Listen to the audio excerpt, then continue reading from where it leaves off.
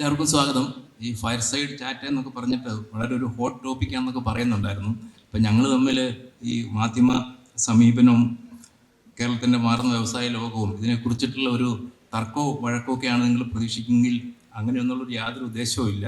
അത് അംഗീകരിക്കാതിരിക്കുന്ന പ്രശ്നവുമില്ല. അതുകൊണ്ട് നിങ്ങളുടെ ഈ സംരംഭം പോലെ തന്നെ ഈ വ്യവസായ വകുപ്പിൻ്റെ പുതിയ നീക്കങ്ങളെല്ലാം അതിനെ അനുമോദിച്ചുകൊണ്ട് തന്നെയാണ് ഞാൻ തുടങ്ങുന്നത്. പിന്നെ മാധ്യമ സമീപനം എന്നൊക്കെ പറയുന്നത് കുറേ കാലം മുമ്പ് OV വിജയൻ ഒരു ഇംഗ്ലീഷ് പത്രത്തിന് വേണ്ടി EMSനെ ഇൻ്റർവ്യൂ ചെയ്യാൻ വേണ്ടിയിട്ട് AKG സെൻറ്ററിൽ വന്നു. അപ്പോൾ അദ്ദേഹം കുറച്ച് നേരം EMSനെ കണ്ട് ഇങ്ങനെ നോക്കി നിന്നിട്ട് നമ്മുടെ കേരളത്തിൻ്റെ ഒരു പ്രത്യേക രാഷ്ട്രീയ കാലാവസ്ഥയും സമത്വബോധവും എല്ലാം അഭിമാനത്തോടു കൂടി ഓർത്തിട്ട് അദ്ദേഹം EMSനോട് വികാരാധീനനായിട്ട് പറഞ്ഞു, അതായത് ഞാൻ സഖാവിനെ പാർട്ടിയെ കുറേ വിഷമിപ്പിച്ചിട്ടുണ്ട് എന്ന് പറഞ്ഞു. അപ്പം EMS പറഞ്ഞു, അങ്ങനെ പറയേണ്ട കാര്യമില്ല, ഞങ്ങളും കുറച്ച് വിഷമിപ്പിച്ചിട്ടുണ്ടല്ലോ എന്ന് പറഞ്ഞു. അത്രയേ ഉള്ളൂ. നമ്മൾ അങ്ങോട്ടും ഇങ്ങോട്ടും പഴയ കാര്യങ്ങളൊക്കെ ചകഞ്ഞു പോയി കഴിഞ്ഞാൽ പറയാൻ പലതും കാണും. അതിനുള്ളൊരു സമയമല്ല എന്ന് അറിഞ്ഞതുകൊണ്ട് തന്നെയാണ് ഞാനിത് തുടങ്ങുന്നത്.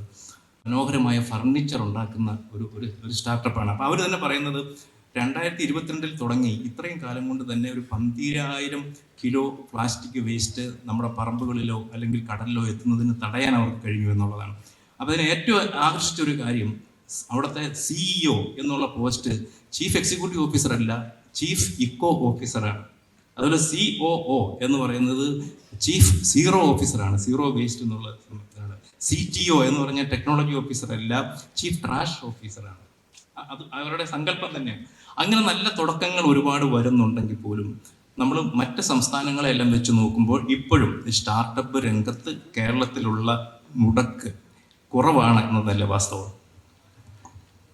അപ്പോൾ എന്തായാലും DYFI ഞാൻ ആദ്യം തന്നെ അഭിനന്ദിക്കുകയാണ്. ഇതൊരു നവീനമായ തുടക്കമാണ്. ഓരോ സംഘടനയും അതാത് കാലത്തെ മനസ്സിലാക്കി നിരന്തരം പുതുക്കാൻ കഴിയേണ്ടതുണ്ട്. അതിൽ കേരളത്തിലെ യുവജന സംഘടനകൾക്കാകെ മാതൃകയായി DYFI മാറിയിരിക്കുന്നതാണ്. ഇപ്പോൾ ബെന്യാമിനുണ്ട്, YLF വളരെ പ്രധാനപ്പെട്ടൊരു ഒന്നായി മാറി. ഇപ്പോൾ ഇതും എനിക്ക് തോന്നുന്നു മാധ്യമങ്ങളും ഇത്തരം കാര്യങ്ങൾ, ഈ ലഹരി മറ്റ് പ്രശ്നങ്ങളൊക്കെ വരുമ്പോൾ ഇതെങ്ങനൊരു സംഘടന കേരളത്തിലുണ്ട്, അവരിങ്ങനെയൊക്കെ ചെയ്യുന്നുണ്ട് എന്നത് പൊതുബോധത്തിലേക്ക് എത്തിക്കാൻ മാധ്യമങ്ങൾക്കും ഉത്തരവാദിത്വമുണ്ട് എന്നാണ് എനിക്ക് തോന്നുന്നത്. തലക്കെട്ടിൽ ഞാൻ ചെറിയൊരു മാറ്റം നിർദ്ദേശിക്കുന്നുണ്ട്. കുറച്ചു കാലം ഞാനും പത്രാധിപരായിരുന്നുണ്ട്. കേരളത്തിലെ മാറുന്ന വ്യവസായ ലോകവും മാറേണ്ട മാധ്യമ സമീപനവും, അങ്ങനെ ഒരു തലക്കെട്ടിൽ ഭേദഗതി ഞാൻ നിർദ്ദേശിക്കുന്നുണ്ട്. പത്രാധിപന്മാരുടെ ഒരു പ്രധാന ജോലി തലക്കെട്ട് കൂടി നോക്കലാണല്ലോ. അപ്പോൾ ജോണി പറഞ്ഞ ഒരു ഭാഗം വളരെ ശരിയാണ്. ഞങ്ങളും OV വിജയൻ്റെ വളരെ പ്രസക്തമായ ഒരു ഭാഗമാണ്. പക്ഷെ നിങ്ങൾ ഞങ്ങളെ വേദനിപ്പിച്ചാൽ കുഴപ്പമില്ല, നിങ്ങൾ കേരളത്തെ വേദനിപ്പിക്കരുത്. അതാണ് പ്രധാനം. നമ്മൾ വയ്ക്കുന്നത് രാഷ്ട്രീയമായ വിയോജിപ്പുകളാകാം, അല്ലെങ്കിൽ ഭരണ നിർവഹണത്തിലെ കുറവുകളാകാം. പക്ഷെ ഒരു നാട് ഉയരുന്നു എന്ന് പറയുമ്പോൾ ഈ നാട് മാറുന്നേ ഇല്ല എന്ന് സ്ഥാപിക്കാനേ ശ്രമിക്കാൻ പാടില്ല. പക്ഷെ നമ്മൾ ആധാരമാക്കേണ്ടത് ഫാക്ട്സാണ്, ഔദ്യോഗികമായ വിവരങ്ങൾ, ഔദ്യോഗികമായ റിപ്പോർട്ടുകൾ. ആ റിപ്പോർട്ടിൻ്റെ മെത്തഡോളജി നമുക്ക് വേണമെങ്കിൽ വ്യത്യസ്ത പറയാം, അതിൻ്റെ ഇൻഫ്ലുവൻസിൽ വരുന്ന രീതിയെ നമുക്ക് വിയോജിപ്പ് രേഖപ്പെടുത്താം. പക്ഷേ ഫാക്ട്സ് ഈസ് ഫാക്ട്സ്, എപ്പോഴും അങ്ങനെ തന്നെയാണല്ലോ. ഇപ്പോൾ സ്റ്റാർട്ടപ്പ് ഇക്കോസിസ്റ്റത്തിൽ നമ്മുടെ മാധ്യമ സമീപനം ഞാൻ പറയുന്നില്ല. ഇപ്പോൾ ഈ ഘട്ടത്തിൽ വന്ന പദ്ധതിയിൽ ഇപ്പോൾ 3.5 ലക്ഷം സ്റ്റാർട്ടപ്പ് കേരളത്തിൽ തുടങ്ങി എന്നാണല്ലോ വ്യവസായ മന്ത്രി പറയുന്നത്. എന്നൊക്കെയാണ് ഈ നിങ്ങളുടെ ഈ മനോരമത്തെല്ലാം പറയുന്നത് എല്ലാവരും. എന്നാൽ എന്താണ് സ്റ്റാർട്ടപ്പ്, എന്താണ് MSME? നമ്മൾ MSME ആണ് പറയുന്നത്, ഇത് സ്റ്റാർട്ടപ്പാണ്. സ്റ്റാർട്ടപ്പ് എൻ്റെ വകുപ്പല്ല, മുഖ്യമന്ത്രിയുടെ വകുപ്പാണ്. സ്റ്റാർട്ടപ്പിൽ നിന്നുള്ളത് എങ്ങനെയാണ് ആശയങ്ങൾ വരുന്നത്, അതിനെങ്ങനെ ഒരു ഇക്കോസിസ്റ്റം വരും. ഞാൻ ജോണിയോടൊരു ചോദ്യം അങ്ങോട്ട് ചോദിക്കാം. മലയാള മനോരമയുടെ വിരമിച്ച അല്ലെങ്കിൽ വളണ്ടറി റിട്ടയർമെൻ്റ് എടുത്ത ഒരാളൊഴികെ ആരെങ്കിലും സ്റ്റാർട്ടപ്പ് വില്ലേജിൽ പോയിട്ട് ഇത്രയും കാലത്തിനുള്ളിൽ ഒരു റിപ്പോർട്ട് കൊടുത്തിട്ടുണ്ട്? പറഞ്ഞാൽ പോസിറ്റീവായിട്ടുള്ള കാര്യങ്ങൾ മാധ്യമങ്ങൾ അതിൽ ഒരു ഫോക്കസ് കൊടുക്കുന്നില്ല. പക്ഷെ എനിക്ക് തോന്നുന്നത് ഈ പറഞ്ഞത് മാധ്യമങ്ങളും പാർട്ടിയും സർക്കാരും ഒക്കെ പ്രവർത്തിച്ചു പോകുന്ന ഒരു പ്രത്യേക രീതി ഉണ്ടായിരുന്നു. അതിൽ നിന്നൊക്കെ വലിയൊരു മാറ്റം വന്നിട്ടുണ്ട് എന്നുള്ളത് സമ്മതിക്കാൻ നിർവാഹമില്ല. ഇപ്പോൾ താങ്കൾ തന്നെ പറഞ്ഞ ഈ ഇൻവെസ്റ്റ് കേരള ഗ്ലോബൽ സമ്മിറ്റ്, അതിന് മാധ്യമങ്ങൾ സമീപിച്ച രീതി ഒന്ന് നോക്കുക. അതിലെ വളരെ എന്തെങ്കിലും ഒന്ന് രണ്ട് കാര്യങ്ങളിൽ നമുക്ക് അഭിപ്രായ വ്യത്യാസം ഉണ്ടാവുന്ന ചോദ്യങ്ങൾ ഉണ്ടാവാം, അതിനെ പറ്റി ഒരു തലക്കെട്ട് വന്നിട്ടുണ്ടാവാം. പക്ഷേ അതിന് കൊടുത്ത കവറേജ് എന്ന് പറയുന്നത് വളരെ പോസിറ്റീവായിരുന്നു. തന്നെയുമല്ല, നമ്മളുടെ ആ, സംസ്ഥാന ഗവൺമെൻറ്റിൻ്റെ മാത്രമല്ലല്ലോ, ആ, ഇന്ത്യ ഗവൺമെൻറ്റിൻ്റെ പ്രതിനിധികളും പ്രതിപക്ഷവും എല്ലാം പങ്കെടുത്ത ആ സമ്മിറ്റ് ഒരു വലിയ തുടക്കമായിരുന്നു, വലിയൊരു ചുവടുവയ്പ്പാണെന്ന കാര്യത്തിൽ ഒരു സംശയവുമില്ല. അതിനെ സംബന്ധിച്ച് അതുപോലെ തന്നെയാണ് കണ്ടത്. പിന്നെ ഞാനൊരു കാര്യം മന്ത്രിയോട് ചോദിക്കട്ടെ, ചില കാര്യങ്ങൾ നമ്മൾ അർഹിക്കുന്നതിൽ കൂടുതൽ പ്രാധാന്യം കൊടുത്ത് ഒരുപക്ഷെ കുറച്ച് ഇമോഷണലായിട്ട് എടുക്കുന്നുണ്ടോ എന്നെൻ്റെ ഒരു സംശയം. കാരണം ഒരുപക്ഷെ ഈ സമ്മിറ്റിന് വേണ്ടി തന്നെ മന്ത്രി ഒരുപാട് ബുദ്ധിമുട്ടിയിട്ടുണ്ടെന്ന് എനിക്കറിയാം. യാത്ര ചെയ്തും അതിൻ്റെ വേണ്ടിയിട്ട് അത് സംഘടിപ്പിക്കാൻ വേണ്ടിയുള്ള ശ്രമകരമായ ഒരു ദൗത്യം ചെയ്തതിനെ കുറിച്ചിട്ട് വ്യക്തമായിട്ട് അറിയാം, അതുകൊണ്ട് പറയാം. പക്ഷെ അങ്ങനെ ഇരിക്കുമ്പോൾ അതിൻ്റെ കണിക്കൂടെ മാത്രം നോക്കിയിട്ട് നമുക്ക് ഇങ്ങനെ ഒരു സംഭവം വന്നല്ലോ എന്ന് ആലോചിക്കുന്നതിന് മുമ്പ് മറ്റൊന്നും കൂടെ ആലോചിക്കാവുന്നതാണ്. കേരളത്തിൽ ഇപ്പോൾ ഏറ്റവും കുറവ് ആക്ഷേപങ്ങളുള്ളത് ഈ വ്യവസായ വകുപ്പിനെ കുറിച്ചല്ലേ? വ്യവസായ വകുപ്പിന് ഇപ്പം മാധ്യമങ്ങൾ തന്നെ നോക്കുക, ഈ വ്യവസായ വകുപ്പിനെ കുറിച്ചിട്ട് വലിയ ആക്ഷേപങ്ങൾ ഉന്നയിക്കുന്നുണ്ടോ? നമ്മൾ നോക്കുകയാണെങ്കിൽ ഇപ്പോൾ ആഭ്യന്തര വകുപ്പോ ആരോഗ്യ വകുപ്പോ പൊതുമരാമത്ത് വകുപ്പോ അത്തരം വകുപ്പുകളെ വെച്ച് നോക്കുമ്പോൾ ആരോഗ്യ വകുപ്പ് ഈ വകുപ്പിനെ വ്യവസായ വകുപ്പിനെ കുറിച്ച് മറ്റൊരു സമീപനമാണ് ശരിക്കും ഇപ്പോൾ മീഡിയ കാണിക്കുന്നത്. അത് ഏറ്റവും നല്ല ഒരു യഥാർത്ഥമായ മാതൃകയിലെത്തി എന്നൊന്നും ഞാൻ അവകാശപ്പെടുന്നില്ല. പക്ഷേ അങ്ങനെ ഇതൊരു പുതിയൊരു ചുവടുവയ്പ്പാണെന്നുണ്ടെങ്കിൽ അങ്ങനെയും ഒരു മാറ്റം അവിടെ നടക്കുന്നുണ്ട് എന്നത് മന്ത്രിക്ക് ബോധ്യമായിട്ടില്ല. അല്ല, അത് ഞാൻ അവിടെ തന്നെ സമാപന വേദിയിൽ പറഞ്ഞിരുന്നു. കാരണം ഇത് നമ്മൾ എന്നതിലേക്ക് മാറി. അത് സംസ്ഥാന ഗവൺമെൻറ്, കേന്ദ്ര ഗവൺമെൻറ്, പ്രതിപക്ഷം, മാധ്യമങ്ങളും. ഞാൻ എൻ്റെ കൺക്ലൂഷൻ റിമാർക്സിൽ സൂചിപ്പിക്കുകയാണ്. അത് ജോണി പറഞ്ഞ വളരെ ശരിയാണ്. പൊതുവെ ദൃശ്യമാധ്യമങ്ങൾ, അപ്പോൾ ആ സമയത്ത് നമുക്കൊന്നും കാണാൻ കഴിയുന്നില്ലെങ്കിൽ പോലും ലൈവായി തന്നെ ഉദ്ഘാടന ചടങ്ങ്, അതോടൊപ്പം തന്നെ സമാപന ചടങ്ങ്, പിന്നെ അതുകൂടാതെ പലരും ഇൻവെസ്റ്റേഴ്സിനെ തന്നെ കണ്ടു. ഇപ്പം ഞങ്ങൾ പറയുന്നു വളരെ നല്ല ഇൻവെസ്റ്റ്മെൻറ്റ് അറ്റ്മോസ്ഫിയർ വന്നു, വേറെ ചേട്ടില്ല എന്ന് പറയും. പക്ഷെ നമ്മൾ സംരംഭകരാണ് പറയേണ്ടത്. എല്ലാവരെയും അത്തരത്തിലുള്ള പോസിറ്റീവ് സമീപനം മാധ്യമങ്ങൾ സ്വീകരിച്ചു. മനോരമ, മാതൃഭൂമി, ദേശാഭിമാനി, ഇന്ത്യൻ എക്സ്പ്രസ്, കേരള കൗമുദി, ദീപിക, ഈ പത്രങ്ങളെല്ലാം ലീഡർ എഴുതുകയുണ്ടായി. അത് വളരെ പോസിറ്റീവാണ്. അതോടൊപ്പം തന്നെ നമ്മൾ ജൻ AI കോൺക്ലേവ് സംഘടിപ്പിക്കുമ്പോഴും വളരെ പോസിറ്റീവായി തന്നെ വാർത്തകൾ വരികയുണ്ടായി. അപ്പോൾ ആ പോസിറ്റീവായ കാര്യത്തിൽ തന്നെ അത് മാറ്റാണ്, ആ മാറ്റം വയ്ക്കുന്നു. പിന്നെ ഇപ്പോൾ വ്യവസായ വകുപ്പ് കൊള്ളാം. പക്ഷെ വ്യവസായ വകുപ്പ് പ്രവർത്തിക്കുമ്പോൾ എല്ലാ വകുപ്പുകളും ചേർന്നിട്ട് ഞങ്ങൾ പ്രവർത്തിക്കാം.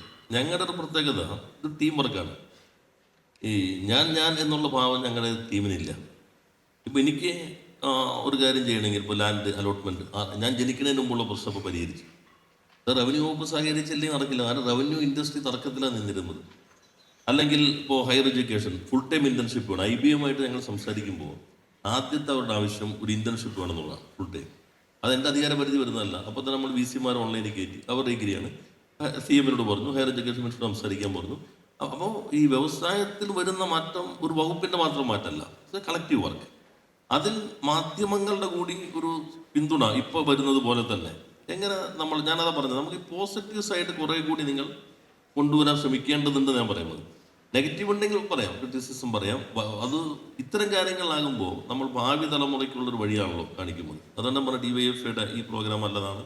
നാളെ വേറെ സംഘടന സംഘടിപ്പിക്കുമ്പോഴും അവർ ഈ മാതൃകയിലേക്ക് വരട്ടെ, അങ്ങനെ ഒരു മത്സരം ഈ രൂപത്തിലേക്ക് വരട്ടെ എന്നതാണ് എൻ്റെ കാഴ്ചപ്പാട്. കേരളത്തിൻ്റെ താല്പര്യം വരുമ്പോൾ ഏത് സർക്കാരാണ് ഭരണത്തിൽ എന്നത് നോക്കാതെ, അല്ലെങ്കിൽ ഏത് മുന്നണിയുടെ സർക്കാരാണ് എന്ന് പരിഗണിക്കാതെ തന്നെ ഒന്നിച്ച് നിൽക്കണം എന്നുള്ളത് 100% അതിനോട് യോജിക്കുന്നു. ഞാൻ പറയുന്നത് മുമ്പത്തേക്കാൾ കൂടുതൽ അങ്ങനെ ഒരു സംസ്കാരം ഇപ്പോൾ രൂപപ്പെട്ടു വരുന്നുണ്ട് എന്നാണ്. അപ്പോൾ അതിനോടൊപ്പം തന്നെ നമ്മൾ പറയണമല്ലോ, ഇത് ഒരു സർക്കാരിൻ്റെയോ അല്ലെങ്കിൽ ഒരു വകുപ്പിൻ്റെയോ ഒരു സംരംഭത്തെ കുറിച്ചിട്ട് നമ്മൾ PRD ഡിപ്പാർട്ട്മെൻറ്റ് കൊടുക്കുന്ന അതേ പോലെ തന്നെ ആയിരിക്കത്തില്ല മുഖ്യധാര മാധ്യമങ്ങൾ ചിലപ്പോൾ അതിനെ സമീപിക്കുന്നത്. അതിന് ചില വിമർശനങ്ങളുണ്ടെങ്കിൽ അത് ചൂണ്ടിക്കാണിക്കുക എന്നതും അവരുടെ ഉത്തരവാദിത്വം തന്നെയാണ്. ഇപ്പോൾ ഒരു പക്ഷേ നമ്മൾ ഒരു മന്ത്രി തന്നെ ഉന്നയിച്ചിട്ടുള്ള ഒരു ചോദ്യമാണ്, കേരളത്തിൽ എത്രത്തോളം വ്യവസായ സംരംഭങ്ങൾ പുതിയതായിട്ട് തുടങ്ങി എന്ന് അന്വേഷിക്കുമ്പോൾ, അങ്ങനെ ഒരു മാറ്റം കേരളത്തിൽ വന്നു എന്ന് സ്ഥാപിക്കാൻ ശ്രമിക്കുമ്പോൾ കേരളത്തിൽ എത്ര വ്യവസായങ്ങൾ പൂട്ടി എന്ന് അന്വേഷിച്ച് പോകേണ്ട ആവശ്യമുണ്ടോ എന്ന്. ഒരു പക്ഷേ ഈ ഒരു സ്ഥലത്ത് തുടങ്ങുമ്പോൾ മറു സ്ഥലത്ത് നമ്മളത് അങ്ങനെ പൂട്ടിപ്പോകുന്നുണ്ടെങ്കിൽ അത് എന്തുകൊണ്ടാണ് അങ്ങനെ സംഭവിക്കുന്നത്, അതിന് ചെറിയൊരു തിരുത്തൽ ആവശ്യമുണ്ടോ എന്നുള്ളത് ആലോചിക്കാൻ കൂടെ അത് ഉപകരിക്കും. അപ്പം അതിനെ അങ്ങനെയും കണ്ടുകൂടെ എന്നാണ് ഞാൻ ചോദിക്കുന്നത്. അത് നല്ലത് തന്നെയാണ്. പക്ഷേ അത് മാത്രം നോക്കാൻ പാടില്ല എന്നുള്ളൂ. ഇപ്പോൾ നിങ്ങൾ പറയുന്നത്, ഇപ്പോൾ ഈ സംരംഭക വർഷത്തിൽ തുടങ്ങിയിട്ടുള്ള ഒത്തിരി സംരംഭങ്ങളുണ്ട്. ഇപ്പോൾ ജോണി ഒരു കാര്യം പറഞ്ഞല്ലോ, ഈ പ്ലാസ്റ്റിക്കിന് MLA ഓഫീസ് കളമശ്ശേരിയിൽ വന്നിട്ടുണ്ടെങ്കിൽ നിങ്ങൾ റിപ്പോർട്ടർമാരെ കാണിച്ചില്ല. എൻ്റെ ഓഫീസിൻ്റെ പുറത്തിരിക്കുന്ന ഈ ചെയറല്ല, ഒരു ഡെസ്ക്, ഈ ബെഞ്ചാണ് ഇട്ടിരിക്കുന്നത്. പ്ലാസ്റ്റിക്കിൽ നിന്ന് റീസൈക്കിൾ. എൻ്റെ ഓഫീസിൽ തന്നെ കളമശ്ശേരി MLA ഓഫീസിൻ്റെ പുറത്ത് ആളുകളിരിക്കുന്ന ആ ബെഞ്ചിലാണ് ഈ കമ്പനി പ്ലാസ്റ്റിക്കിൽ നിന്ന് മാറ്റിയിട്ടുള്ളതാണ്.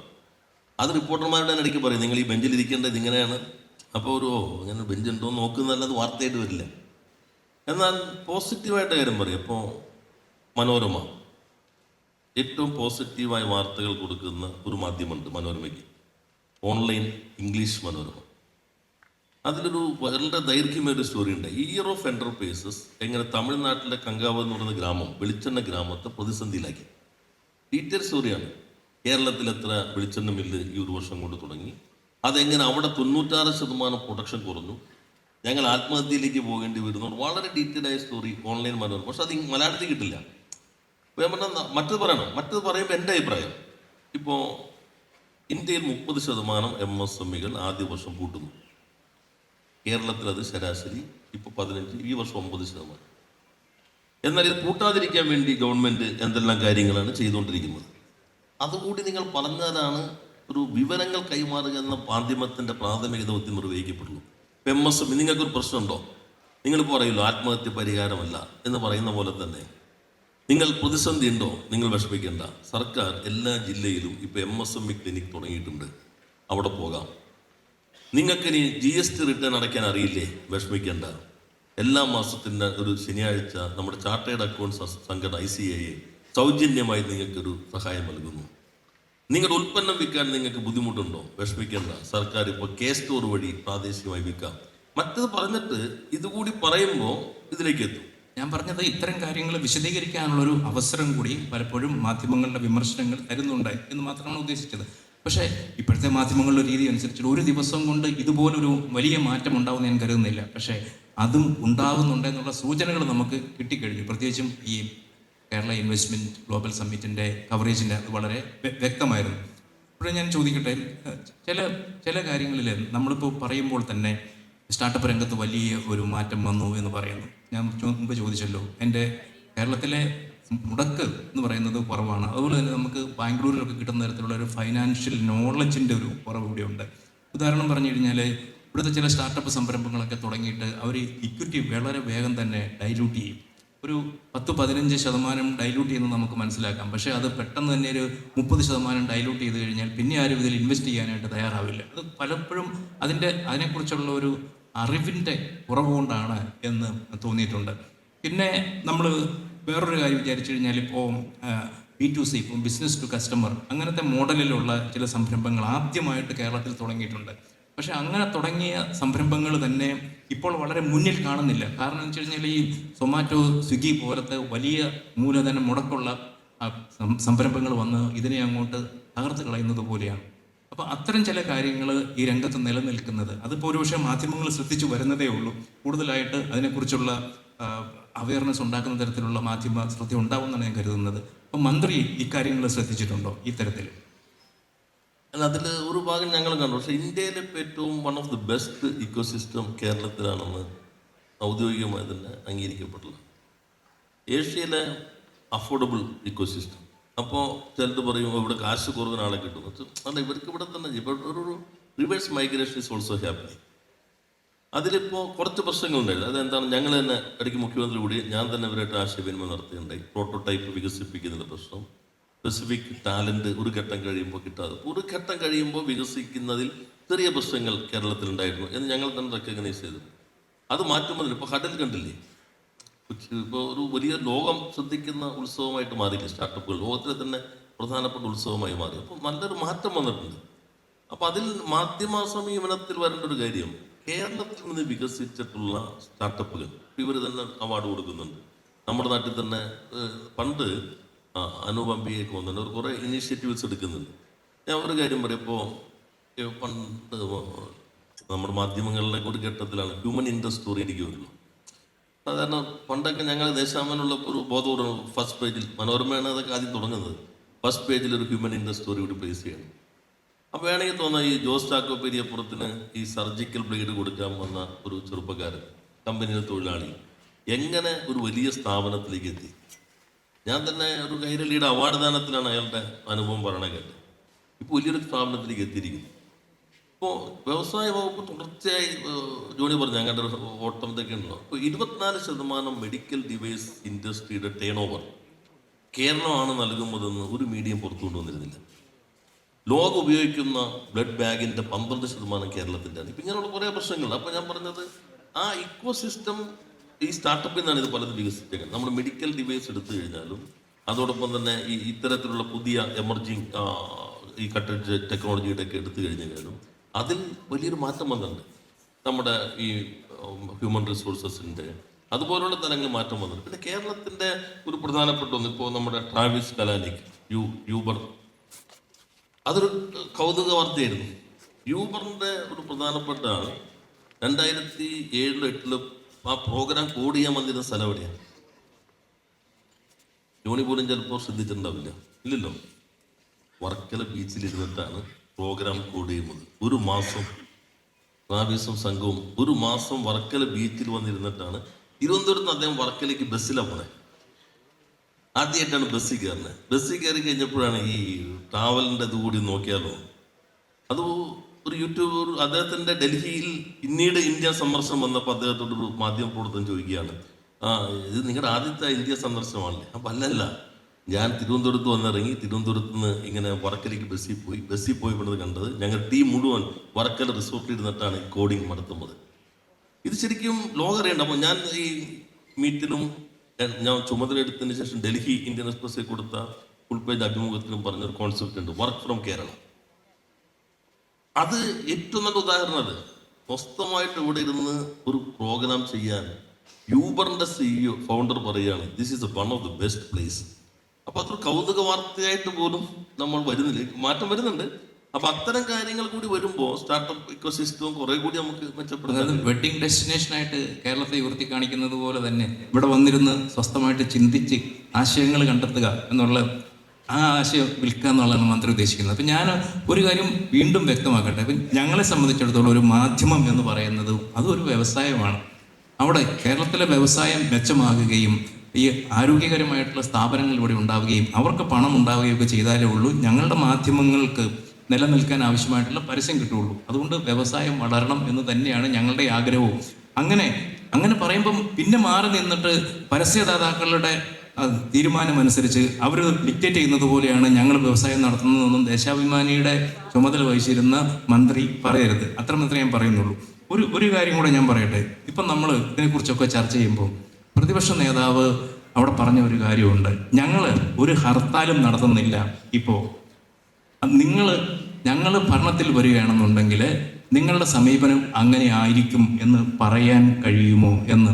അത് ഈ DYFIക്കാരെല്ലാവരും കൂടി ഇരിക്കുന്നത് കൊണ്ട് ഞാനത് പ്രത്യേകം എടുത്ത് ചോദിക്കുകയാണ്. ഇവരാണ് അതിൻ്റെ മുന്നിൽ നിൽക്കുന്നത്.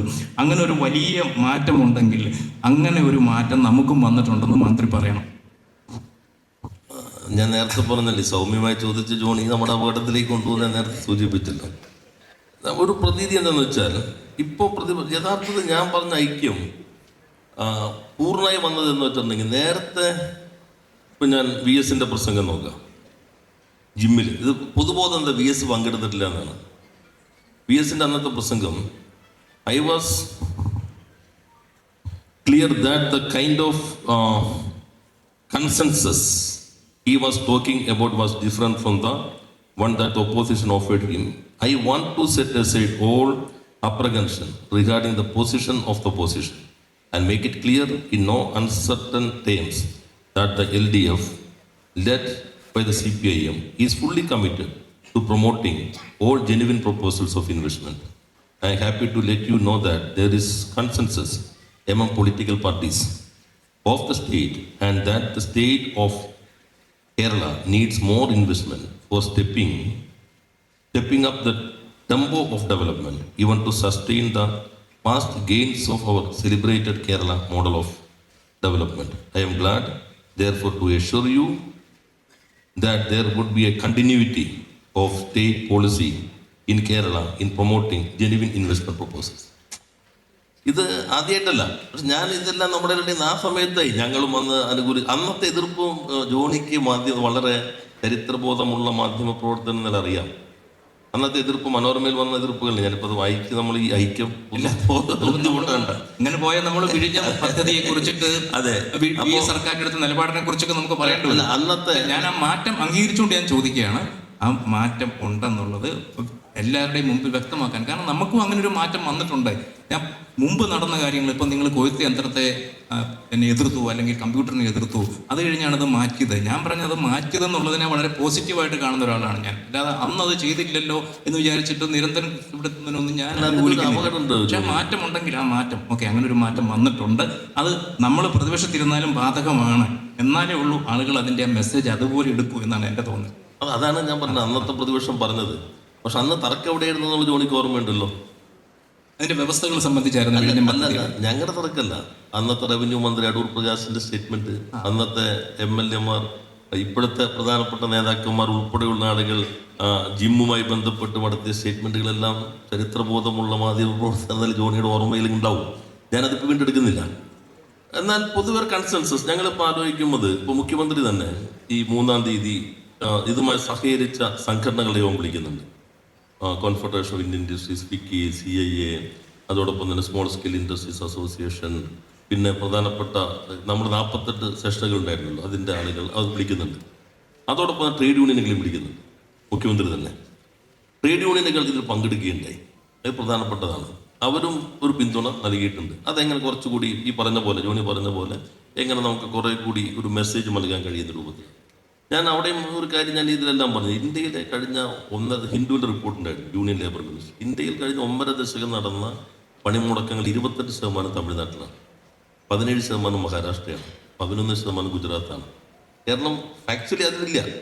പക്ഷേ നമ്മുടെ പൊതുബോധം നിൽക്കുന്നുണ്ട്. നമ്മൾ തമ്മിൽ ആദ്യം ഞാൻ മന്ത്രിയായ ശേഷം ജോണിയുടെ അടുത്തായിരുന്നു, ജോണിയുടെ ഹോട്ട് സീറ്റിലിരുന്ന്.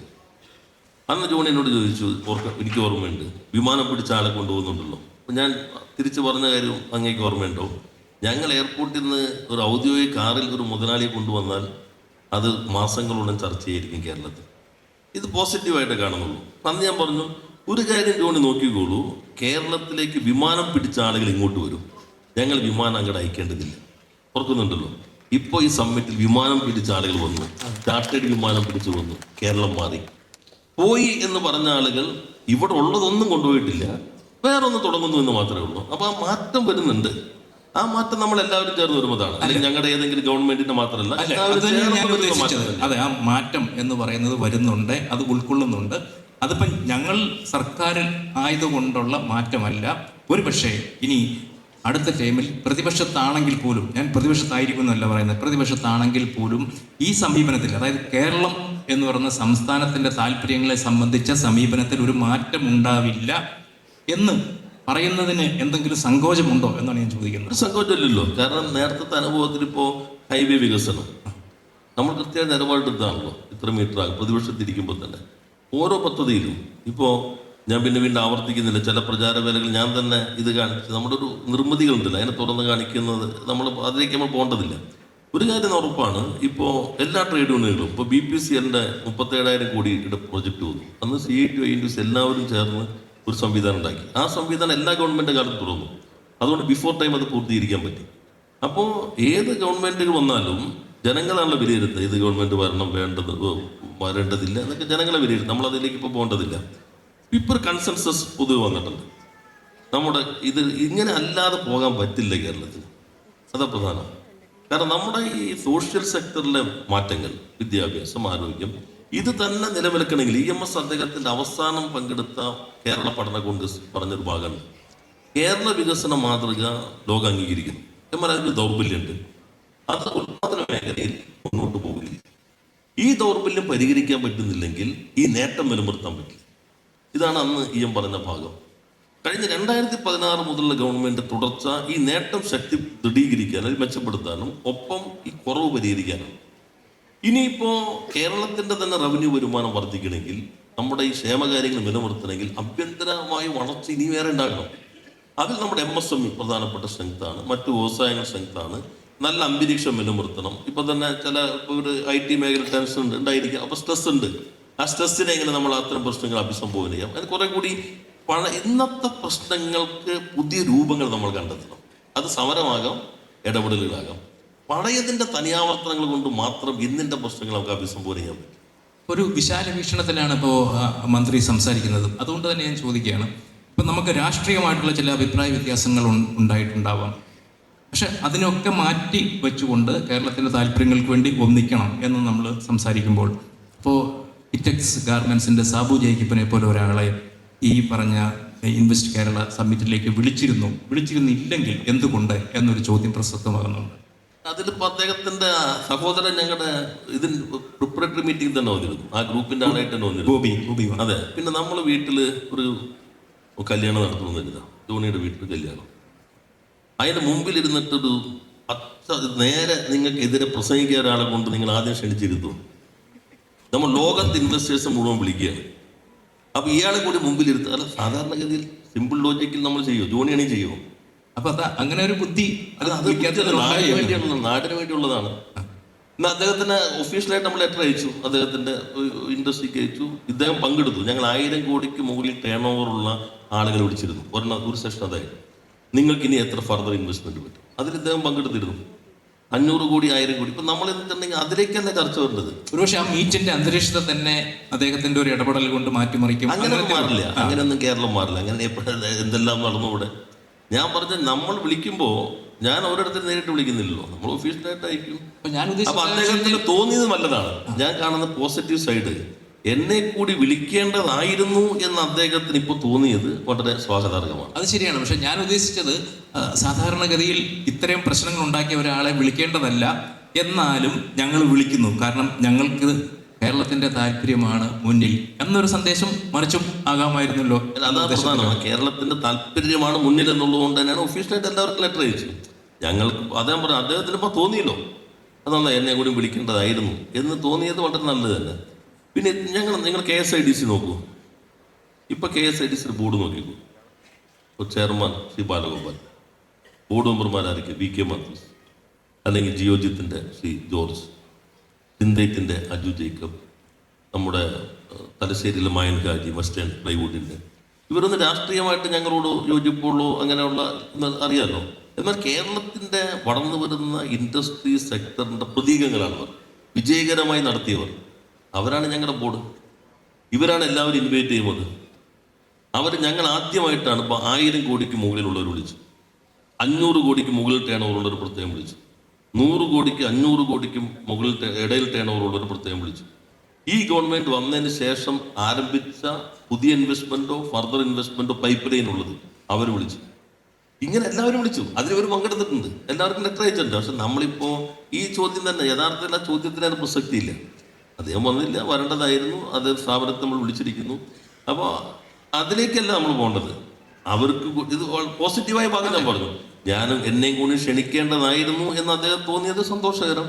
നമ്മളത് പരിഗണിക്കാൻ നോക്കുമ്പോൾ ഇപ്പോൾ ഒരു സംസ്ഥാനത്തിന്റെ താല്പര്യങ്ങൾ സംരക്ഷിക്കുന്നതിൽ ശരിക്കും പറഞ്ഞാൽ ഭരണത്തിലുള്ള സർക്കാരിന് മാത്രമല്ല, ആ സംസ്ഥാനത്തെ പ്രതിപക്ഷത്തിനും ഒരു ഉത്തരവാദിത്വമുണ്ട്. കാരണം പ്രതിപക്ഷം എന്ന് പറയുന്നതും സർക്കാരിൻ്റെ ഒരു തുടർച്ചയായിട്ട് ഒരുപക്ഷെ അവർ ഭരണത്തിൽ വരേണ്ടവരാണ്. അങ്ങനെ ഇരിക്കെ നമ്മൾ പൊതുവെ കാണുന്ന ഒരു സമീപനം കേരളത്തിൽ അങ്ങനെയല്ല. നല്ല കാര്യങ്ങളാണെങ്കിലും ഏത് പാർട്ടിയാണെന്നുണ്ടെങ്കിലും, ഞാൻ അതിനെ വിവേചിച്ച് പറയത്തില്ല, ഏത് പാർട്ടിയാണെന്നുണ്ടെങ്കിലും എതിർക്കുക എന്നുള്ളതാണ്. ഇപ്പം മാധ്യമങ്ങളെ മാത്രം അങ്ങനെ കുറ്റം പറഞ്ഞിട്ട് കാര്യമില്ല. പ്രതിപക്ഷത്തിൻ്റെ സമീപനവും അങ്ങനെയായിരുന്നു. പക്ഷേ ഇത്തവണ പ്രതിപക്ഷം അതിൽ പങ്കെടുത്തു. ഇതിനു മുമ്പ് പലതും അവർ ബഹിഷ്കരിച്ചിട്ടുണ്ട്, പക്ഷെ അവർ പങ്കെടുത്തു. അവരുടെ സമീപനം വളരെ ആത്മാർത്ഥതയോടുകൂടി ഉള്ളതായിരുന്നു എന്ന് തന്നെയാണോ മന്ത്രി കരുതുന്നത്? അതെ, ഞാൻ പറഞ്ഞല്ലോ, നേരത്തെ നമ്മൾ പങ്കെടുത്തെങ്കിലും ഇതുപോലൊരു അന്തരീക്ഷം വന്നില്ല. ഇപ്പോഴത്തെ സാഹചര്യം മാറി നിൽക്കാൻ എന്നൊരു ഒറ്റപ്പെട്ടു. കേരളത്തിനൊപ്പമാണോ എന്നതാണ് ചോദ്യം. അതിലിപ്പോൾ ഞാൻ പറയും, ഞാനൊരു ചെറുപ്പക്കാരനോട് ചോദിച്ചു, എല്ലാ മിനിസ്റ്റർ ഒരു പോഡ്കാസ്റ്റ് തരുമെന്ന് വെച്ചു. ഞങ്ങൾക്ക് കുറച്ചൊരു 1.5 മണിക്കൂറാണ്. ഞാൻ പറഞ്ഞ പോഡ്കാസ്റ്റ് നമ്മൾ ഓട്ടത്തിനിടയിലാണ്, ഒരു ഗ്യാപ്പിൽ വന്നിരുന്നു. ഞാൻ നോക്കുമ്പോൾ ഒരു 4 ദിവസം കൊണ്ടത് 1.5 ലക്ഷം പേരെ കണ്ടേക്കണേ. പിന്നെ നമ്മുടെ ലിങ്ക്ഡിൻ എൻ്റെ ഇത് നോക്കിക്കഴിഞ്ഞാൽ അതിലെല്ലാം പോസിറ്റീവായിട്ട് വരും. മറ്റ് ഫേസ്ബുക്കിൽ പോലും മാറുന്നുണ്ട്. അപ്പം നമ്മൾ കരുതുന്നത് നമ്മൾ സംസാരിക്കുന്ന എല്ലാവരും കാണുന്നുണ്ട്, ചാനൽ ചർച്ച എല്ലാവരും കാണുന്നുണ്ട്, പത്രം എല്ലാവരും, അങ്ങനെയൊന്നും ഇല്ല. ഇപ്പോൾ ഈ പുതിയ തലമുറ ഉണ്ടല്ലോ, അവർ ഇതൊന്നും അങ്ങനെ കാണുന്നേ ഇല്ല. അവർക്ക് പുതിയ അവസരങ്ങൾ വരണം, പുതിയ സംരംഭങ്ങൾ വരണം, അതിനാവശ്യമായ പരിസരം ഉണ്ടാകണം. ഞങ്ങളുടെ ഈ കാഴ്ചപ്പാട് കുറെ കൂടി മാറിയിട്ടുണ്ട്. പഴയ നല്ല ഇപ്പോൾ വ്യവസായം നടത്തുന്നതും ഒരു സോഷ്യൽ പബ്ലിക് ഗുഡാണ്. തൊഴിൽ നൽകുന്നു, സമൂഹത്തിൻ്റെ ആഭ്യന്തര വരുമാനത്തിന് സംഭാവന ചെയ്യുന്നു, മുന്നോട്ട് കൊണ്ടുപോകുന്നു. ഇത് കുറെ കൂടി മുന്നോട്ട് കൊണ്ടുപോകേണ്ടതുണ്ട്. ഇതാണ് നമ്മുടെ സമീപനം എന്നുള്ളത്. നേരത്തെയും അതായിരുന്നു, പക്ഷേ കുറെ കൂടി വ്യക്തതയോടുകൂടി അതിലേക്ക് വരുന്നു. ഒരു പോസിറ്റീവായിട്ടുള്ള ഒരു ചിത്രം ഇങ്ങനെ നിൽക്കുമ്പോൾ തന്നെ ആത്മപരിശോധനയും ഈ കാര്യത്തിൽ ആവശ്യമാണല്ലോ. ഇപ്പോൾ നമ്മുടെ ഈ രണ്ടാമത്തെ പിണറായി സർക്കാർ വന്നതിന് ശേഷം ഒരു അസെന്റ് കേരള മീറ്റ് നടത്തി. അതിലുണ്ടായ വാഗ്ദാനങ്ങൾ പിന്നെ എത്രത്തോളം മുന്നോട്ട് പോയി, അല്ലെങ്കിൽ അതിനെന്താണ് സംഭവിച്ചത്? അത് ശരിക്കും മന്ത്രിയെ വിലയിരുത്തിയിട്ടുണ്ട് കൃത്യമായി? അല്ല, അത് ഒന്നാം സർക്കാരിൻ്റെ ഘട്ടത്തില്ല. പക്ഷെ അത് ഒരു അന്തരീക്ഷം ഒരുക്കി. ഞാൻ പറഞ്ഞപ്പോൾ ഞങ്ങളുടെ ഒരു ഈ പ്രധാനപ്പെട്ട ഞാൻ എൻ്റെ ഉദ്ഘാടന പ്രസംഗത്തിൽ പറഞ്ഞു, കണ്ടിന്യൂറ്റി, ഒരു കോൺഫിഡൻസ് ബിൽഡ് ചെയ്തു. അത് പ്രധാനപ്പെട്ടതാണ്. ഒരു സർക്കാരിൻ്റെ തുടർച്ച. ഞാൻ തുടങ്ങുന്നത് എൻ്റെതില്ല, EPയുടെ അടിത്തറയിൽ നിന്നാണ് ഞാൻ തുടങ്ങുന്നത്. അതിൻ്റെ മുന്നോട്ട് പോകലാണ്. അല്ലാതെ അതിന് നേരെ മറികടക്കേണ്ട കാര്യമില്ല എനിക്ക്. ആ ഗവൺമെൻറ്റിൻ്റെ തുടർച്ചയാണ്. അവരാണ് ഈ സിംഗിൾ വിൻഡോ ക്ലിയറൻസ്, K-SWIFT 8 നിയമങ്ങൾ ഭേദഗതി ചെയ്ത്, ഒറ്റ നിയമത്തിലൂടെ ഭേദഗതി ചെയ്ത് ഈ MSMEകൾക്ക് ലൈസൻസ് ഇല്ലാതെ 3 വർഷം പ്രവർത്തിക്കുക എന്നുള്ളത് എൻ്റെ ഇതല്ല, അല്ലെങ്കിൽ ഈ ഗവൺമെൻറ്റിൻ്റെ അല്ല, കഴിഞ്ഞ ഗവൺമെൻറ്റിൻ്റെയാണ്. ഞങ്ങൾ എന്ത് ചെയ്തു? ഞങ്ങൾ അതിൻ്റെ സോഫ്റ്റ്വെയർ സിസ്റ്റം മെച്ചപ്പെടുത്തി 50 കോടി രൂപ വരെ പുതിയ നിർവചനത്തിലേക്ക് എത്തിച്ചു. പ്രൈവറ്റ് ഇൻഡസ്ട്രിയൽ എസ്റ്റേറ്റ് എൻ്റെ അല്ല, EPയുടെ സമയത്ത് കൊണ്ടുവന്നതാണ്. പക്ഷെ ഞാൻ നോക്കിയപ്പോൾ തുടങ്ങിയിട്ടില്ല. അതിന് പ്രായോഗികമായ പ്രശ്നം ഉണ്ടായിരുന്നു. 15 ഏക്കറിന് മുകളിലുണ്ടെങ്കിലേ പ്രൈവറ്റ് എസ്റ്റേറ്റ് പാടുള്ളൂ. ഞങ്ങളത് മാറ്റി 10-നും 10 ഉണ്ടെങ്കിലും കൊടുക്കാം. അപ്പോൾ 31 കൊടുക്കാൻ പറ്റി. പക്ഷെ തുടക്കം അവിടെ നിന്നാണ്. ഇത് തുടർച്ചയാണ്. അല്ലാതെ ഞങ്ങളുടെ ഒരു തുടർച്ചയുണ്ട്. തുടർച്ച ഒരു കോൺഫിഡൻസ് ബിൽഡ് ചെയ്യുന്നു. ഒരു മുഖ്യമന്ത്രി തുടരുന്നു, ഗവൺമെന്റ് തുടർച്ചയാണ്, നയങ്ങൾ തുടർച്ചയാണ്. എന്നാൽ അന്നത്തേലും ഞാൻ പറഞ്ഞല്ലോ, ഈ അസന്റ് ആകാം, അതിന് മുൻപ് ജിമ്മാകും, ഇതെല്ലാം ഞങ്ങൾ റിവ്യൂ ചെയ്തു. ഒരു നല്ല നയം തുടരുന്നതിന് വേണ്ടിയിട്ട് സർക്കാരിൻ്റെ തുടർച്ച തന്നെ ആവശ്യമാകണമെന്നില്ല. ഉദാഹരണം പറഞ്ഞു കഴിഞ്ഞാൽ ഇപ്പം സ്റ്റാർട്ടപ്പിൻ്റെ കാര്യത്തിൽ തന്നെ അത് UDF അവർ അവകാശപ്പെടുന്നുണ്ട്. അവരുടെ കാലത്ത് ഇങ്ങനെ ഒരു സ്റ്റാർട്ടപ്പ് സംസ്കാരം തുടങ്ങി, അതിൻ്റെ ഒരു തുടർച്ചയാണ് പിന്നീട് 2 പിണറായി സർക്കാരുകൾ കൊണ്ടുപോയതും. അത് നല്ല കാര്യമാണ്. കാരണം വെച്ച് കഴിഞ്ഞാൽ നല്ലൊരു കാര്യമാണെന്നുണ്ടെങ്കിൽ അത് തുടരുന്നതും നല്ല കാര്യം തന്നെയാണ്. പക്ഷെ അതിനുള്ള ക്രെഡിറ്റ്, ഒരുപക്ഷെ ആ ക്രെഡിറ്റ് അവർക്കൂടെ കൊടുത്തു കഴിഞ്ഞാൽ അവർക്കുണ്ടാ പ്രശ്നങ്ങളൊക്കെ മാറിയിട്ട് കുറച്ചും കൂടെ സഹകരിക്കാനായിട്ട് ഇടയാക്കിയെന്ന് വരാം. അതുകൊണ്ട് ആ ക്രെഡിറ്റ് കൊടുക്കുന്നതിൽ എന്തെങ്കിലും പിശുക്കുണ്ടോ? ഒരു പിശുക്കില്ല. ആകെ നമ്മൾ പറഞ്ഞ സ്റ്റാർട്ടപ്പിന്റെ സംവിധാനം തുടങ്ങിയതാണ്. അന്നൊരു സൊസൈറ്റി ആയിരുന്നു, ഒരു പ്രൈവറ്റ് സംവിധാനമായിരുന്നു. അതിന് വേറെ ചില നിങ്ങൾ തന്നെ ചൂണ്ടിക്കാട്ടി ചില അപകടങ്ങൾ ഉണ്ടായിരുന്നു. നമ്മത്തെ കുറേ വിവാദങ്ങൾ അറിയാമല്ലോ. അത് മാറിയത് പൊതു സംവിധാനത്തിലേക്ക് കൊണ്ടുവന്നു. ഞാൻ നിയമസഭയിൽ പ്രസംഗിക്കുമ്പോഴും പുറത്ത് ഈ സംരംഭക പറയുമ്പോഴും ഈ എടുത്തു കാണിക്കുന്ന ഇൻഡസ്ട്രീസ്, ഒരു സ്റ്റേറ്റിന് ആവശ്യമില്ല ഇത്രയും ഇൻഡസ്ട്രി ഇവിടെ ഉണ്ടെന്ന് മന്ത്രി തന്നെ പറയേണ്ടത്. ഞാൻ പറയാം, ഇത് ഞങ്ങളുടെ മാത്രം സംഭാവനയല്ല, ഇത് കേരളത്തിലുള്ളതാണ്. പക്ഷെ നമ്മളെല്ലാവരും ചേർന്ന് പറഞ്ഞുണ്ടാക്കിയത് കേരളത്തിൽ പെട്ടിക്കടിയും ബാർബർ ഷോപ്പും ബീവറേജും മാത്രമേ ഉള്ളൂ. ഇത് നിങ്ങളും ഞങ്ങളുടെയും സംഭാവനയുണ്ട്. ഏറ്റക്കുറച്ചിലുണ്ടാകാം. ഞങ്ങൾ പറയും ഞങ്ങൾക്ക് കുറച്ച് കൂടുതലുണ്ട്, നിങ്ങളെന്ന് പറയാം. ആ വ്യത്യസ്തതകൾ ഉണ്ടെങ്കിലും നിങ്ങൾ ഈ അവതരിപ്പിക്കുന്ന നിർമ്മിച്ച കേരളം അല്ല യഥാർത്ഥ കേരളം. കേരളം ഇതാണ് കേരളത്തിന്റെ വസ്തുതകൾ. ആ വസ്തുതകൾ നമുക്ക് കൈമാറുമ്പോൾ എന്താ തർക്കമുള്ളത്? ഇപ്പം ഞാൻ പറഞ്ഞല്ലോ, ഞങ്ങൾ ജിമ്മും ഈ മറ്റേ അവരുടെ 2 സബ്മിറ്റ്, ഞങ്ങളുടെ സബ്മിറ്റ്, ഇന്ത്യയിലാകെ നടന്ന സബ്മിറ്റുകളാകെ നോക്കി. ഇപ്പോൾ മധ്യപ്രദേശിലെ സബ്മിറ്റിൻ്റെ അത് കണ്ടിട്ടുണ്ടാവുമല്ലോ. എൻ്റെ കിട്ടിയോ? മധ്യപ്രദേശിലെ സബ്മിറ്റിൻ്റെ അന്ന് ട്വിറ്ററിൽ നോക്കിയാൽ മതി, അവിടെ എങ്ങനെയാണ് സബ്മിറ്റ് നടന്നതെന്നുള്ള എൻ്റെ ചിത്രം വന്നിട്ടുണ്ട്. അപ്പം അത് കേരളത്തിലായിരുന്നു എനിക്കിപ്പോൾ പുറത്തിറങ്ങാനേ പറ്റില്ലായിരുന്നു. പൂരി സബ്ജിക്ക് വേണ്ടിയാണ് അവിടെ ഏറ്റവും വലിയ പ്രശ്നം വന്നത്. ഇത് ഇൻവെസ്റ്റ് സബ്മിറ്റിലാണ്. ഞാനത് അവരെ കുറ്റപ്പെടുത്തല്ല ചെയ്യുന്നത്. അപ്പം ഞങ്ങൾ എല്ലാ സബ്മിറ്റും നോക്കി. അതിൻ്റെ അടിസ്ഥാനത്തിലാണ് ഞങ്ങൾ ഈ ആദ്യം തന്നെ 21 ഈ ഗവൺമെൻറ് വന്നപ്പോൾ തന്നെ ഞങ്ങളുടെ രണ്ടാമത്തെ യോഗത്തിൽ തീരുമാനിച്ചു, നമുക്കൊരു 3 വർഷം കൊണ്ട് റോഡ് മാപ്പ് കിട്ടും. 25 ഇൻവെസ്റ്റ് സബ്മിറ്റ്. അതിനെന്തൊക്കെ വേണം, നയങ്ങൾ ഏതൊക്കെ മാറണം, ഏതൊക്കെ പുതുക്കണം, ഏത് ചട്ടം ഭേദഗതി ചെയ്യണം, ഏത് പുതിയ ഉത്തരവുകൾ വേണം, അതിനെന്ത് വേണം, ഇൻവെസ്റ്റർ കമ്മ്യൂണിറ്റി കേൾക്കണം. എല്ലാ ജില്ലയിലും പോയി മീറ്റ് മിനിസ്റ്റർ എന്ന് പറഞ്ഞു. ഒരു 10,000-3000 ഇൻവെസ്റ്റർ ഞങ്ങൾ നേരിട്ട് കിട്ടും. നിങ്ങളുടെ ഡിഫിക്കൽട്ടീസ് എന്താണ്? അപ്പം ഞങ്ങൾ പറഞ്ഞു, what do you expect from the government to attract more investment?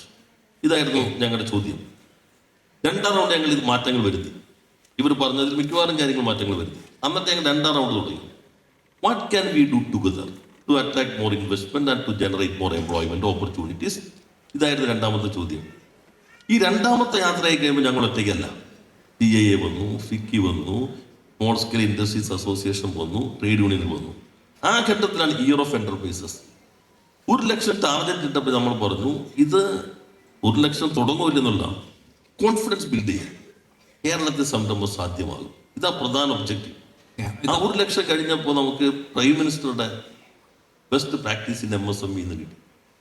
American society of public administration novel innovation in public administration recognition കിട്ടി. നമ്മളിത് നിങ്ങളുടെ എല്ലാം വിവാദം വന്നപ്പോൾ അപ്പം തന്നെ IIM ഇൻഡോറിനെ ചുമതലപ്പെടുത്തി ഡോക്യുമെന്റ് ചെയ്യാനും എന്തെങ്കിലും കുറവുണ്ടോ. ഇവിടെ ഞങ്ങളുടെ CMDനെ ചുമതലപ്പെടുത്തി. IIM ഇൻഡോറിന്റെ ഡയറക്ടർ വന്നിട്ടാണ് പ്രസന്റേഷൻ നടത്തിയത്. എന്താണ് ഇതിന്റെ നേട്ടം, എക്കണോമി എങ്ങനെ ബാധിച്ചു, അതൊന്നും നമുക്ക് ഇതൊക്കെ പറയുമ്പോഴും നമ്മുടെ ഇൻവെസ്റ്റേഴ്സിന് ആശങ്കകൾ നിലനിൽക്കുന്നുണ്ട്, പ്രത്യേകിച്ചും കേരളത്തിലായതുകൊണ്ട്. ഇപ്പോൾ മന്ത്രിക്ക് തന്നെ അറിയാം, കേരളത്തിലായതുകൊണ്ട് ഇവിടെ സ്ഥലം കിട്ടാനുള്ള ബുദ്ധിമുട്ട്, അതുപോലെ വെള്ളം, വൈദ്യുതി, അതിലെന്തെങ്കിലും പ്രശ്നം വന്നു കഴിഞ്ഞാൽ ഇപ്പോൾ ബ്രൂവറിയുടെ പ്രശ്നം തന്നെ വന്നപ്പോൾ വെള്ളത്തിനെ ചൂണ്ടിക്കാട്ടിയാണ് ആളുകൾ അതിനെ എതിർക്കുന്നത്. അപ്പോൾ അത്തരം കാര്യങ്ങളിലുള്ള സെൻസിറ്റിവിറ്റി വളരെ കൂടുതലാണ്. 2, ഇവിടുത്തെ ചൂഷണം നടക്കാത്തൊരു സ്ഥലമാണ്. ഇപ്പം എന്തൊക്കെ നമ്മൾ പറഞ്ഞാലും കേരളത്തെക്കുറിച്ച് ഏറ്റവും മഹത്തരമായ ഒരു കാര്യമായിട്ട് പറയേണ്ടതാണ്. പല ആളുകളും വളരെ കുറഞ്ഞ കൂലി കൊടുക്കാം എന്നൊക്കെ വിചാരിച്ചിട്ട് ആരും കേരളത്തിൽ വരാൻ കഴിയില്ല. അപ്പോൾ അത്തരം പല പ്രശ്നങ്ങൾ നിൽക്കുമ്പോൾ ശശി തരൂർ നിർദ്ദേശിച്ചതുപോലെ ഒരു ഇൻവെസ്റ്റർ പ്രൊട്ടക്ഷൻ ആക്ട് രൂപവൽക്കരിക്കാനുള്ള എന്തെങ്കിലും സാധ്യതയുണ്ടോ? അല്ല, ഞാൻ ഈ ഒരു 5000-ഓളം സംരംഭകരെ നേരിട്ട് കണ്ടിട്ടുണ്ട്. എല്ലാ സംഘടനകളായിട്ട് തുടർച്ചയായി മീറ്റിംഗ് വെച്ചിട്ടുണ്ട്. ഇപ്പോൾ പറഞ്ഞില്ല, CM വീണ്ടും ഈ 14-ാം തീയതി ഇവരെല്ലാം മീറ്റ് ചെയ്യുന്നുണ്ട്. അപ്പോഴൊക്കെ ഇങ്ങനെ ഒരു ആവശ്യം വന്നിട്ടില്ല. എന്നാൽ അദ്ദേഹം മറ്റു ആവശ്യങ്ങൾ പരിശോധിക്കും. പക്ഷെ നാം കാണേണ്ടത് കേരളത്തിൽ കൂലി കൂടുതൽ കൊടുക്കുന്നു എന്ന പ്രശ്നം അധികം ഉന്നയിക്കപ്പെടുന്നില്ല. എന്താ കാര്യം എന്ന് വെച്ചാൽ പ്രൊഡക്ടിവിറ്റി വളരെ വലുതാണ്. എപ്പോഴും ഞാൻ പറയുന്നത് IBM തുടങ്ങുമ്പോൾ അവരെന്നോട് പറഞ്ഞ് 100 പേര് ഒരു വർഷത്തിൽ എടുക്കുള്ളൂ. 1500 1600 പേരെടുത്തു. അതിന് കാര്യം എന്താ? അവർ പറഞ്ഞു, ഞാൻ ചോദിച്ചു നിങ്ങൾ 100 പറഞ്ഞത്. അപ്പോൾ അവർ പറഞ്ഞു 2 പ്രൊഡക്ടിവിറ്റി ഒരു വർഷത്തിനുള്ളിൽ ഡെവലപ്പ് ചെയ്തു, സക്സസ്ഫുൾ ടൂൾസ് ഡെവലപ്പ് ചെയ്തു. ഒന്ന് ഡെൽറ്റ എയർലൈൻ വാങ്ങിച്ചു, മറ്റൊന്ന് ഫേസ്ബുക്ക് വാങ്ങിച്ചു. ഒരു 10 കൊല്ലം പ്രവർത്തിക്കാനുള്ള വരുമാനം IBM-ൽ കിട്ടി. ഇപ്പം 3000-ലേക്ക് എത്താണ്. 3000 IBM-ന്റെ ജോലി എന്ന് പറഞ്ഞാൽ 20 ലക്ഷം ശരാശരി എന്ന് പറഞ്ഞാൽ 600 കോടിയായി. അപ്പോൾ അതോടുകൂടി സമ്പദ്ഘടന മാറും. മറ്റ് മാനുഫാക്ചറിങ് ഇൻഡസ്ട്രീസ് ആണെങ്കിൽ 10,000 പേര് ജോലി ചെയ്ത് 10,000 രൂപ കൊടുത്താൽ 120 കോടി ഒരു വർഷം കിട്ടാം. അപ്പം നമ്മൾ അതിനെ ഫോക്കസ് ചെയ്യുന്നത്. പിന്നെ ഇത്തരം പ്രശ്നം നമ്മുടെ മുമ്പിൽ വന്നിട്ടില്ല. ഇനിയിപ്പോൾ ഒരു ഉദ്ഘാടനത്തിൻ്റെ സമയം ഏകദേശം ആയിക്കൊണ്ടിരിക്കുന്നു എന്നുള്ളത് കൊണ്ട് ഞാൻ വിശദാംശങ്ങളിലേക്ക് പോകുന്നില്ല. ഈ കമ്മ്യൂണിറ്റിയിൽ നിന്ന് വന്നതിൽ സാധ്യമാകാവുന്ന എല്ലാം ചെയ്തിട്ടുണ്ട്. ഇനി ഞങ്ങൾ ഇപ്പോൾ വീണ്ടും ഇവരെ കേട്ടിരിക്കുന്നുണ്ട്. ഇപ്പോൾ മുഖ്യമന്ത്രി ഈ 14-ാം തീയതി ഇരിക്കുമ്പോൾ ഇവരുടെ ഞങ്ങൾക്ക് നൽകിയ പിന്തുണയ്ക്ക് നന്ദി പറയാൻ മാത്രമല്ല, ഇത് ഈ ഇൻവെസ്റ്റ്മെന്റ് റിയലിസ്റ്റിക് ആക്കണം. കൺവേർഷൻ റേറ്റ് ഞാൻ എപ്പോഴും പറയുന്നുണ്ട് 10-15 ഇന്ത്യയിലാകെ. നമുക്കൊരു 60% മുകളിലെങ്കിലാകണം. അതിന് നിങ്ങളുടെ അഭിപ്രായം എന്താണ്? ഇതാണ് മുഖ്യമന്ത്രി നേരിട്ട് കേൾക്കാൻ പോകുന്നത്. മുഖ്യമന്ത്രി തന്നെ അതിനുശേഷം ഇത് 3-ാം തീയതിയാണ്, 14-ാം തീയതി അല്ല, 3-ാം തീയതി ഇവരുടെ യോഗം വിളിക്കുന്നുണ്ട്. 14-ാം തീയതി മുഖ്യമന്ത്രി എല്ലാ പ്രധാനപ്പെട്ട വകുപ്പുകളെയും വിളിക്കുന്നുണ്ട്. എല്ലാവരും ചേർന്ന് ഇന്ന് എന്തെല്ലാം ചെയ്യാൻ കഴിയും. അദ്ദേഹം പിന്നെ ട്രേഡ് യൂണിയൻ വിളിക്കുന്നു. ഞങ്ങൾ ഇപ്പോൾ തന്നെ ഇന്നലെ ഞങ്ങളുടെ റിവ്യൂ ആയിരുന്നു. ഡാഷ്ബോർഡ് വന്നുകൊണ്ടിരിക്കുന്നു. നേരത്തെ പറഞ്ഞ 1.52 ഇപ്പം ഞങ്ങൾ നോക്കുമ്പോൾ 1.74 എത്തി. അത് കഴിഞ്ഞിട്ട് വന്നു 1,74,000 കോടിയുടെ ഇൻവെസ്റ്റ്മെന്റ് പ്രൊപ്പോസലാണ് ഇത് കഴിഞ്ഞപ്പോൾ വന്നിട്ടുള്ളത്. ഞങ്ങൾ ഡാഷ്ബോർഡിലേക്ക് ഒരു ഫിൽറ്ററിംഗ് ഉണ്ട്. അപ്പോൾ നമുക്ക് ഒന്നിച്ച് വന്നാൽ എനിക്ക് ജോണിയോട് അഭ്യർത്ഥിക്കാനുള്ളത് കുറച്ച് സമയം ഈ പോസിറ്റീവായിട്ടുള്ള ഇത്തരം മറ്റെല്ലാവർക്കും വ്യവസായങ്ങൾക്ക് നിങ്ങൾക്കും നല്ലതാണല്ലോ. ഇതിൽ വന്നത് എന്താണ് സംഗതികൾ, ഏതൊക്കെ വരാൻ പോകുന്നു. എൻ്റെ മനസ്സിലുള്ളത് മാർച്ചിലെങ്കിലും ആദ്യത്തെ ഒരെണ്ണത്തിന് കല്ലിടണമെന്നാണ്. ഏപ്രിൽ ആദ്യത്തെ ഒരെണ്ണത്തിനെങ്കിലും കല്ലിടണമെന്നാണ് എൻ്റെ മനസ്സിലുള്ളത്. അതിപ്പോൾ പല ഘടകങ്ങളെ ആശ്രയിച്ചാണ് നിൽക്കുന്നത്. അപ്പോൾ നിങ്ങൾ അത്തരം കാര്യങ്ങൾ വയ്ക്കുക, ഈ വന്ന മാറ്റങ്ങൾ കൊണ്ടുവരിക. MSME തന്നെ മറ്റേ പറഞ്ഞോളൂ, ഇതാ ഇങ്ങനെ സംവിധാനങ്ങളുണ്ട്, ഇത്തരം കാര്യങ്ങളുണ്ട്. ഇപ്പം ഞാൻ പറയുന്നത് പരാതി വരുമ്പോൾ നിയമം കൊണ്ടൊരു സ്റ്റാറ്റ്യൂട്ടറി ഞാൻ പറഞ്ഞ ഗ്രീവൻസ് റീ അഡ്രസൽ മെക്കാനിസം ഉണ്ടാക്കി. ഒരു പരാതിയാണ് 3 കൊല്ലം കൊണ്ട് കിട്ടിയത്. ആർക്കും അറിയില്ല. എന്തായാലും ഈ നിക്ഷേപ വാഗ്ദാനങ്ങളായിട്ട് നിൽക്കുന്നുണ്ടോ, അതെല്ലാം സഫലമാകുന്നുണ്ടോ എന്ന് എന്തായാലും മാധ്യമങ്ങൾ എന്നുള്ള നിലയിൽ ഞങ്ങൾ നോക്കും. അതിന് യാതൊരു സംശയവുമില്ല. പക്ഷേ ഈ പറഞ്ഞ വാഗ്ദാനങ്ങൾ ഏറെയും നമ്മളൊരു ഗ്ലോബൽ സമ്മിറ്റ് ആണ് എന്നാണ് പറഞ്ഞിരുന്നത്. പക്ഷേ ഈ വാഗ്ദാനങ്ങൾ ഏറെയും കേരളത്തിൽ നിന്നുള്ള ആളുകളുടെ ഇൻവെസ്റ്റ്മെന്റ് പ്രപ്പോസൽസ് ആണ് എന്നത് വാസ്തവമല്ലേ? അത് അങ്ങനെ തന്നെയാണ് ഉദ്ദേശിച്ചത്. കുറച്ചും കൂടെ പുറത്തുനിന്ന് വരേണ്ടിയിരുന്നില്ലേ? അല്ല, കേരളത്തിൽ നിന്നും ഇങ്ങനെ ഇൻവെസ്റ്റ് ചെയ്യാൻ ആളുകൾ ശക്തിപ്പെട്ടു എന്ന് പോസിറ്റീവായിട്ടും കാണാം. അല്ല, പോസിറ്റീവായിട്ട് അദാനിയുടെ ആണല്ലോ ഏറ്റവും വലുത് വന്നത്. പിന്നെ ഷറഫ് ഗ്രൂപ്പ് ഇപ്പോൾ ഈ മീഡിയ സെർച്ച് ചെയ്ത് നോക്കിയാൽ 6 കപ്പലാണ് ചൈനയിൽ നിന്ന് പുള്ളി ഇപ്പോൾ വാങ്ങിയേക്കുന്നത്. ഇപ്പൊ അദാനിയുടേത് പക്ഷെ നേരത്തെ അദാനിയല്ല, തന്നെ വിഴിഞ്ഞം, ഷറഫ് അദാനിയുടേത് വിഴിഞ്ഞം പോർട്ടിന്റെ നേരത്തെ തന്നെ ഉള്ളതല്ലേ 20,000 ഷറഫ് ഗ്രൂപ്പ് അവർ 5,000 പറഞ്ഞിട്ടുണ്ടെങ്കിൽ ഈ 6-7 കപ്പലാണ് ചൈനയിൽ നിന്ന് വാങ്ങിയേക്കുന്നത്. ഇങ്ങനെയുള്ള ഇതുണ്ട് കേരളത്തിലുണ്ട്. ഇനി കേരളത്തിൽ ഇതേപോലുള്ള ചരിത്രം നോക്കിക്കോളൂ. കേരളത്തിൻ്റെ ഇൻഡസ്ട്രിയൽ ഡെവലപ്മെൻറ്റിൻ്റെ പ്രധാന സംഭാവന കേരളത്തിലെ ഇൻവെസ്റ്റേഴ്സ് തന്നെയാണ്. അവർ കേരളത്തിൽ നിന്ന് ലോകത്തിലേക്ക് പോകുന്നത്. അഗാപ്പെ കേരളത്തിൻ്റെ ഗ്രാമത്തിൽ നിന്ന് MNC ആയി. ഡെൻകെയർ കേരളത്തിലെ ഒരു വില്ലേജിൽ നിന്ന് ലോക ഇതായി. തെർമൽ പെൻബോൾ ഇവിടുത്തെ വില്ലേജിൽ നിന്ന് ലോകത്തിലായി. അവർ ബഹുരാഷ്ട്ര രൂപത്തിലേക്ക് വളരട്ടെ കേരളത്തിലെ കമ്പനികൾ. അതിനെ കൂടി നമുക്ക് ഒന്നിച്ച് ശ്രമിക്കാം. ഓക്കെ, അപ്പൊ നമുക്കത് അവസാനിപ്പിക്കുന്നതിന് മുമ്പ് ഇവിടെ DYFIയുടെ കുറേ നേതാക്കളും പ്രവർത്തകരും എല്ലാം ഉണ്ട്. അപ്പൊ അവരുടെ ക്രിയാത്മക എനർജി ഏതെങ്കിലും വഴിക്ക് തിരിച്ചു വിടണമെന്ന് മന്ത്രിക്ക് സ്പെസിഫിക് ആയിട്ട് പറയാനുണ്ടെങ്കിൽ അതും കൂടെ ഒന്ന് പറഞ്ഞു കേൾക്കാൻ എനിക്കൊരു ആഗ്രഹമുണ്ട്. കാരണം കുറേ കാലമായിട്ട് DYFI വളരെ നല്ല സംരംഭങ്ങൾ ഏറ്റെടുക്കുന്നുണ്ട്. പക്ഷേ എപ്പോഴും അറിയപ്പെടുന്നത് മുമ്പ് പറഞ്ഞതുപോലെ നല്ല എത്ര കാര്യം ചെയ്തു കഴിഞ്ഞാലും പിന്നെ അറിയപ്പെടുന്നത് ആ കാര്യത്തിൻ്റെ പേരിലല്ല, ചില വയലൻ്റ് ആയിട്ടുള്ള സമരങ്ങളുടെ പേരിലായിരിക്കും ചിലപ്പോൾ അറിയപ്പെടുന്നത്. അത് കുറച്ചേ ഉണ്ടാവുകയുള്ളൂ. അപ്പോൾ അതുകൊണ്ട് DYFI ഇനിയുള്ള കാലത്ത് അവരുടെ ക്രിയാത്മകമായ എനർജി എങ്ങനെയാണ് തിരിച്ചു വിടേണ്ടത്, ആ മാറ്റം അവരെങ്ങനെയാണ് പ്രകടമാക്കേണ്ടത്? ഞാനിപ്പോൾ നമ്മൾ അവർക്ക് പറയണ്ട, അവർ നമ്മൾ പഠിക്കേണ്ട കാലം. ഇപ്പോൾ മാവോസ് അവർ ഒരു പുതിയ തുടക്കമല്ലേ. ലോകത്തിലെ യുവജന സംഘടനകൾക്കുള്ള മനോഹരമായൊരു തുടക്കം DYFI നൽകിയിരിക്കുന്നു. അപ്പം ഞാൻ ഇനിയിപ്പോൾ അവരുമായി സംവദിക്കുമ്പോൾ ഈ പുതിയ തലമുറയിൽ നിന്ന് എനിക്കെന്തെങ്കിലും പഠിക്കാനുണ്ടോ മുന്നോട്ടുള്ള യാത്രയിൽ ഇവരിൽ നിന്ന്? അതുകൊണ്ട് ഞാൻ ഈ മാവോസ് കഴിഞ്ഞാൽ ഇവർ സെലക്ട് ചെയ്യുന്ന ഒരു 50 ചെറുപ്പക്കാരുമായിട്ട് ഒരു മണിക്കൂറോ ഒക്കെ ഇരുന്നൊന്ന് സംവദിക്കാം. ഇതെങ്ങനെ കേരളത്തിൽ ഈ കാര്യങ്ങൾ മുന്നോട്ട് കൊണ്ടുപോകാം എന്നുള്ളതിനെ കുറിച്ച് അവരുടെ അഭിപ്രായങ്ങൾ കൂടി കേൾക്കാം.